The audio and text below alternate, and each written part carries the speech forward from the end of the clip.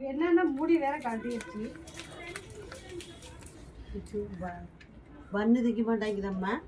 Chocolate சாப்பிடுது. பிக்க முடியல, பிச்சு கொடுப்போம்ல.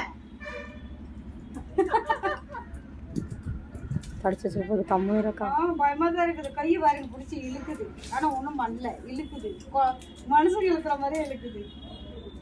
மனசுதான் அது. அதுதான்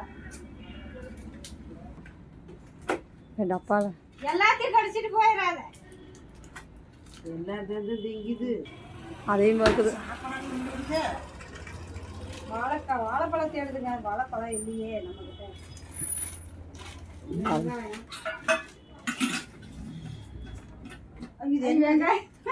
வெங்காயம் நீங்க வெங்காயம் சாப்பிட்ற மனசு நாட்டு இருக்குது.